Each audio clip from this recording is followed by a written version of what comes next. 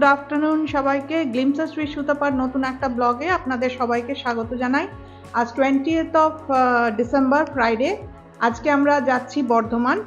আমাদের Malda intercity express ধরবো আমরা হাওড়া থেকে। তো চলুন যাই।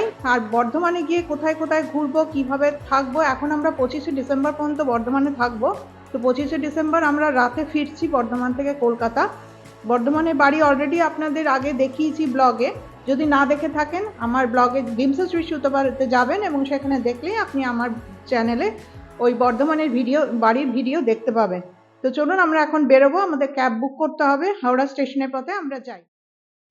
তো সেদিন প্রায় দৌড়তে দৌড়তে এসে ট্রেনে উঠেছি, আমাদের একটু লেটই হয়ে গেছিলো, রাস্তায় প্রচুর জ্যাম ছিল। আমরা মালদা ইন্টারসিটি এক্সপ্রেসে উঠে পড়েছি। আর আমাদের সিট নাম্বার হচ্ছে 28 আর 29। উল্টো দিকে একটা বোধহয় সাউথ ইস্টার্ন রেলওয়ের কোনো লোকাল দাঁড়িয়ে আছে। তো ট্রেনটা ছেড়ে দিয়েছে। এখন প্রায় বাজে 3:25। আর এটা গিয়ে পৌঁছাবে 5:21 এরকম টাইমে, বা 5:21 বা 5:30টার মধ্যে পৌঁছে যাবে। তো এই ট্রেনটা যায় মেন লাইন দিয়ে, ব্যান্ডেলে দাঁড়াবে, তারপরে একদম বর্ধমানে দাঁড়াবে। হাওড়ার পর থেকে চারদিকটা দেখুন কিরকম একটা পাল্টে গেছে মনে হয়। মাইলের পর মাইল শুধু জমি, আর এই জমির মধ্যে ধান কাটা এখন হয়ে গেছে। এখন কোনো কোনো জায়গায় আলু লাগানো হচ্ছে, ওদিকে আবার সূর্য ডুবছে, অসাধারণ লাগছে চারপাশটা। দেখুন কি সুন্দর লাগছে দেখতে। দূরে দূরে কয়েকটা বাড়ি দেখা যাচ্ছে, মাটির ঘর। কিন্তু আমি একটা জিনিস বুঝতে পারি না, এই জায়গাটা অন্ধকার হয়ে গেলে কিরকম অদ্ভুত লাগে না? দিনের বেলায় খুব ভাল লাগবে, কিন্তু রাত্রে হয়ে গেলেই চারপাশটা কিরকম নিঝুম হয়ে যায়। আমরা প্রায় শক্তিগড় পেরিয়ে গাংপুরের কাছাকাছি চলে এসেছি।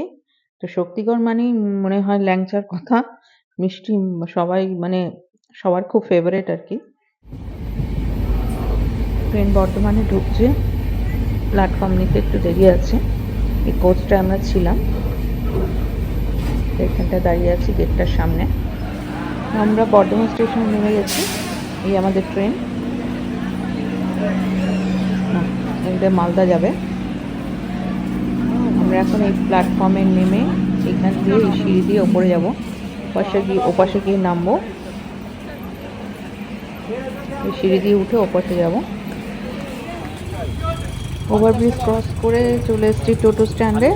টোটো স্ট্যান্ডে এখান থেকে আমাদের ভ্যাট পর্যন্ত নেবে 50 টাকা, যেহেতু আমরা রিজার্ভ করে যাচ্ছি, দুজনেই যাব। আর যদি আপনি একজন করে মানে নেয়, মানে একজন আলাদা আলাদা যায়, তাহলে 10 টাকা করে নেবে। আমরা পৌঁছে গেছি ফ্ল্যাটে। এটা হচ্ছে ফ্ল্যাটের নিচটা, একটা গ্যারেজ আর কি, আলাদা আলাদা আছে গ্যারেজ সবার জন্য। আমাদেরও একটা ওই পোর্শনে আছে গ্যারেজে। আমাদের একটা বাঁদিকের এই যে দেখছেন যা সামনে জায়গাটা গ্যারেজ, আর এইটা হচ্ছে এখানে সিকিউরিটি থাকে। আর এটা লিফট। এই লিফটটা বিল্ডিংটা হচ্ছে 6 ফ্লোর পর্যন্ত, মানে আমরা থাকি 5th ফ্লোরে, তার মানে 6 তলা আর 7 তলা বিল্ডিং। আমরা ঢুকে পড়েছি আমাদের ফ্ল্যাটের সামনে। আমাদের ফ্ল্যাটে এখন তালা খোলা হবে, অনেক দিন পরে এসছি। আমাদের ফ্ল্যাট নাম্বার হচ্ছে 5B। এই ঘরের ভেতরে আমরা ঢুকে পড়েছি।